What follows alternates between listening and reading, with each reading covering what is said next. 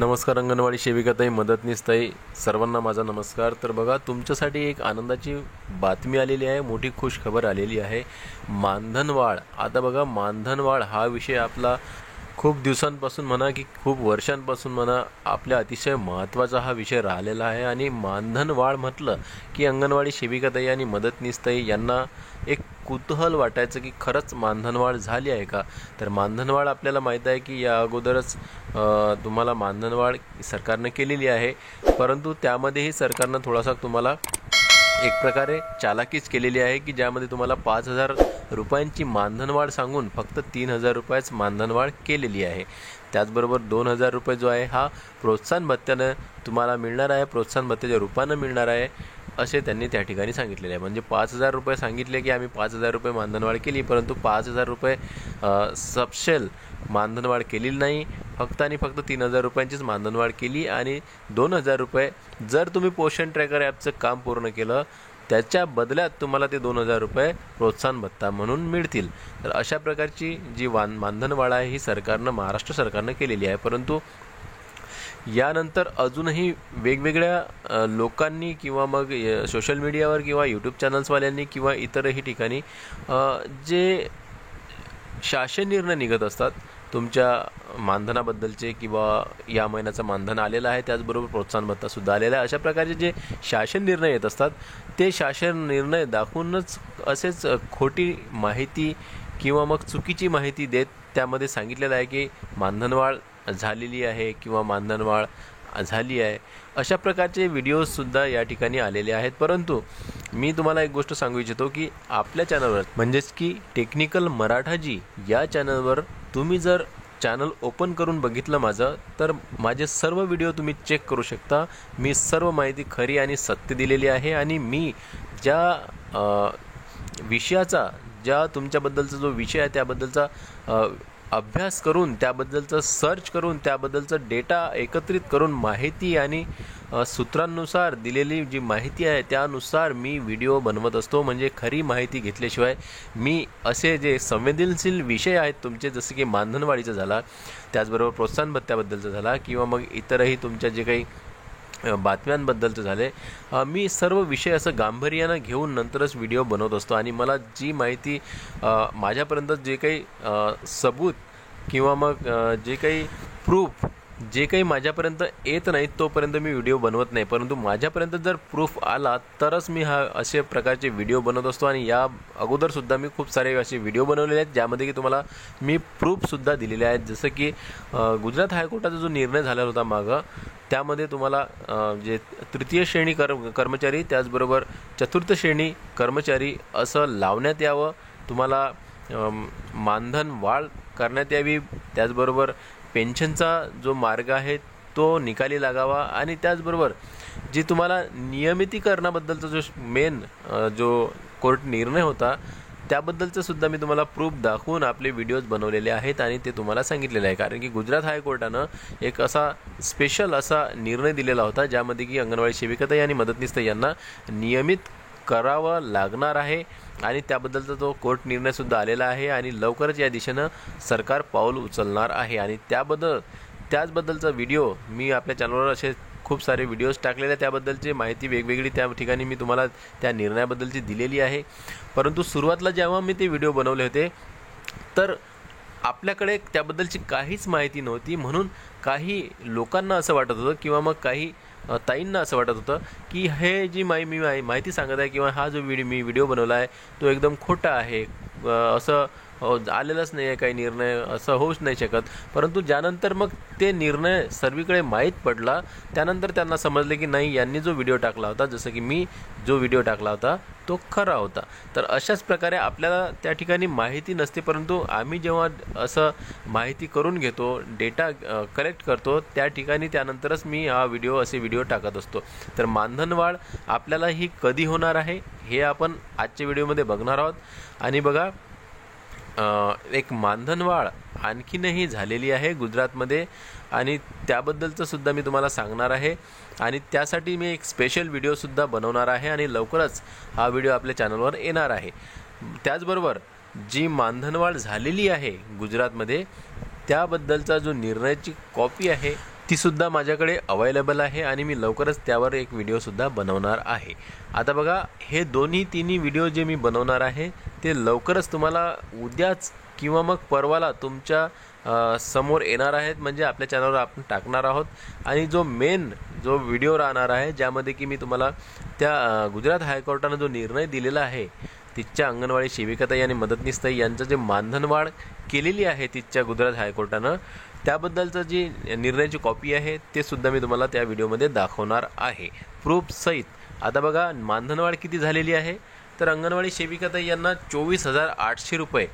आता बघा, तुम्हाला परमनंट केलेलं नाही आहे, म्हणजेच की गुजरात हायकोर्टाने एक निर्णय दिलेला आहे आणि तो निर्णय आता 2-3 दिवसच झालेला त्या कोर्टाने दिलेला आहे आणि त्यामध्ये असं सांगण्यात आलेलं आहे की अंगणवाडी सेविका यांना 24,800 रुपयाचं जे मानधन आहे ते देण्यात यावं, म्हणजे ते पे स्केल राहणार आहे त्यांच्यासाठी आणि ते परफेक्ट राहणार आहे आणि त्यामध्ये वाढ होणार नाही किंवा मग त्यामधून कमीसुद्धा होणार नाही। जेव्हा नियमितीकरण होईल त्याच्यानंतर मग वाढ होणार, परंतु हे आता सफिशियंट जे तुम्हाला पेमेंट आहे, म्हणजेच की अंगणवाडी सेविकाताईंना गुजरातच्या त्यांना केलेलं आहे सेविकाताईंना 24,800 रुपये। त्याचबरोबर मदतनीसताई यांना 20,300 रुपयाचं जे मानधन आहे हे फिक्स केलेलं आहे, म्हणजे हे जी रेशिओ आहे हा फिक्स झालेला आहे, म्हणजेच की सेविकाताईंना 24,800 रुपये फिक्स केलेले आहेत, मदतनीसताईंना 20,300 रुपये तिथं पेमेंट फिक्स केलेलं आहे। परंतु त्या परमनंट केलेला नाही आहेत, फक्त मानधन वाढ केलेली आहे, फिक्स पेमेंट केलेलं आहे, फिक्स जे मानधन आहे ते केलेलं आहे। त्या कर्मचारी जे आहेत त्या मानधनी सेविकाच राहणार आहेत, मानधनी कर्मचारीच राहणार आहेत, त्यांना परमनंट केलेलं नाही आहे। आता बघा, याबद्दलचं जे काही कोर्टाचा निर्णय आहे तो सुद्धा माझ्याकडे अवेलेबल आहे, मी लवकरच तुम्हाला तो व्हिडिओच्या माध्यमातून दाखवणार आहे। तर आता आपण वळूया आपल्या मेन मुद्द्याकडे। हे सर्व सांगण्याचा उद्देश हे आहे की मला पुढचा जो तुम्हाला सांगायचं आहे त्यासाठी हे सांगणं जरुरी होतं। तर आता आपला जो मुद्दा आहे की मानधनवाढ 24,800 रुपये सेविकाताईंना आणि 20,300 रुपये मदतनीसताईंना होणार आहे, पण कधी? म्हणजेच की ही जी वाढ आहे गुजरातमध्ये झालेली आहे, तिथच्या अंगणवाडी सेविकाताईंना मदतनीसताईंना ही वाढ झालेली आहे, त्यांना हा जो पगार मी सांगत आहे, हे जे मानधन आहे हे त्यांना फिक्स झालेलं आहे आणि एप्रिलपासून त्यांना हे लागू करण्यात आलेलं आहे, म्हणजे त्यांचं जे मानधन आहे आता वाढलेलं आहे। या अगोदरसुद्धा मी एक व्हिडिओ टाकलेला होता, तुम्हाला माहीत असेल की पॉंडिचेरी आणि तमिळनाडू राज्यामध्ये अंगणवाडी सेविकाताई मदतनीसताई यांना सुमारे 24,000 ते 26,000 रुपयापर्यंत मानधन मिळते, परंतु त्यावर कुणीही विश्वास केला नाही, तुम्हीसुद्धा विश्वास केलेला नाही आहे। तुम्हालासुद्धा असं वाटत होतं की हे फेक बातमी सांगतोय का, मी खोटी बातमी सांगतो काय, अशा मला कमेंटसुद्धा आल्या होत्या, परंतु फेक नाही आहे, ती बातमी खरी आहे आणि सत्य आहे, त्याबद्दलचं सबूतसुद्धा माझ्याकडे आहे। आणि म्हणूनच तुम्हाला आता ही गोष्टसुद्धा फेक वाटते की काय असं मला वाटत आहे, परंतु ही फेक नाही आहे। याबद्दलचा जो कोर्टाचा निर्णय आहे तो मी सुद्धा तुम्हाला पुढच्या व्हिडिओमध्ये दाखवून देणार आहे। तर अंगणवाडी सेविकाताई मदतनीसताई, तुम्ही माझ्यावर भरोसा करू शकता, कारण की मी जी बातमी सांगतोय ते एकदम सत्य आणि खरं आहे। आणि या अगोदरसुद्धा मी जो व्हिडिओ टाकला होता पॉंडिचेरी राज्याचा आणि तमिळनाडू राज्याचा, तो सुद्धा खरा होता, तिथे सुद्धा 24,000 ते 26,000पर्यंत अंगणवाडी सेविकाताई मदतनीसताई यांना पेमेंट असते। आता बघा, आपल्याला हे पेमेंट कधी चालू होणार आहे, तर बघा याला खूप वेळ लागणार आहे महाराष्ट्रामध्ये, कारण की आपण जोपर्यंत एकजूट होणार नाही, जोपर्यंत आपल्याला मोर्चे आणि विविध त्या ठिकाणी आपल्या जे संघटना आहेत, युनियन्स आहेत, यांच्या माध्यमातून जे आपण सरकारला निवेदनं देत असतो आणि इतर प्रकारे जे पत्रव्यवहार करतो त्या ठिकाणी, त्याचबरोबर संघटनांचे आपले मोर्चे त्या ठिकाणी सरकारला आपण करत असतो, त्यानंतरच सरकारवर दबाव पडून त्याच्यानंतरच सरकार याच्यासाठी डिसिजन घेत असते। तर ताईंनो, मला एकच गोष्ट सांगायची आहे की आपल्याला थोडा वेळ लागणार आहे, कारण की गुजरातमध्ये कोर्टानं निर्णय दिलेला आहे, तिथच्या अंगणवाडी सेविकाताई मदतनीसताई ह्या कोर्टामध्ये गेलेल्या होत्या आणि त्यामध्ये त्यांनी याचिका लावलेल्या होत्या, त्यानुसार आता तो निर्णय लागलेला आहे। परंतु आपल्या ठिकाणी अजूनही महाराष्ट्र जे हायकोर्ट आहे, महाराष्ट्रामध्ये आपले मुंबई हायकोर्ट असेल, नागपूर हायकोर्ट असेल, अशा प्रकारचे जे हायकोर्ट्स आहेत तिथं अजूनही अशा प्रकारची याचिका लागलेली नाही आहे।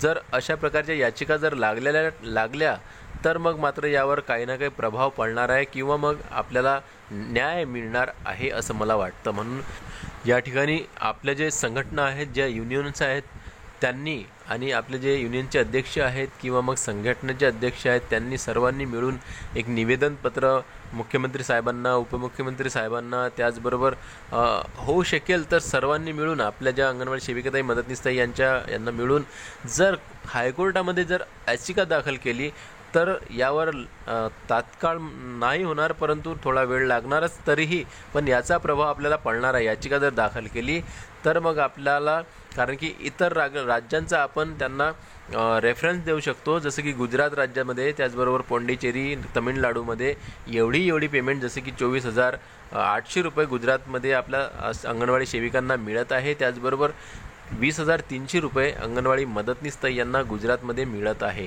तर यांचं रेफरन्स देऊन सुद्धा आपण ही याचिका लावू शकतो. तर अशा प्रकारे जर आपण याचिका दाखल केल्या किंवा मग एक युनियनद्वारे एक मुख्यमंत्र्यांना निवेदन वगैरे अशा प्रकारचं काही जर दिलं तर नक्कीच याचा प्रभाव त्यांच्यावर पडणार आणि सरकार आपलंसुद्धा जे मानधन आहे ते वाढवून देणार निश्चितच. परंतु सध्या तरी आपल्याला काही काळ वाट बघावी लागणार आहे, कारण की मानधन वाढ जी आहे आपल्याला फक्त 5,000 रुपयांची झालेली आहे. त्यामध्येही 3,000 रुपयाची वाढ केली आहे. 2,000 रुपये प्रोत्साहन भत्त्याच्या रूपानं मिळत आहे, परंतु 15,000 रुपये मिळतात ते सुद्धा पोषण ट्रॅकर ॲपचं काम पूर्ण केल्यानंतर. तर मग पोषण ट्रॅकरचं ॲप पूर्ण नाही केलं तर आपल्याला 1,500, 2,000 असेच मिळतील. तर आपल्याला 13,000 किंवा 14,000 रुपये जर मिळत असतील तर या 13-14,000 रुपयामध्ये आपला संसार भागतो का? आपला जे जीवनावश्यक आपल्याला गरजा आहेत, आपल्या मुलांचं शाळा आहे, शिक्षण आहे, इतरही गरजा आहेत, सुखदुःख आहे, ह्या सर्व गरजा आपल्या या 13-14,000 रुपयामध्ये भागत नाही. म्हणून आपल्याला सुद्धा गुजरातप्रमाणेच, पाँडिचेरीप्रमाणेच किंवा मग तमिळनाडू राज्याप्रमाणेच आपल्याला सुद्धा अंगणवाडी सेविकाताई, मदतनीसताई यांना 24,800 ते 20,300 रुपयांचं जे मानधन आहे ते झालंच पाहिजे. आणि त्यासाठी आपल्याला एकजूट व्हायला पाहिजे किंवा मग कोर्टामध्ये, हायकोर्टामध्ये याचिकासुद्धा दाखल केली पाहिजे.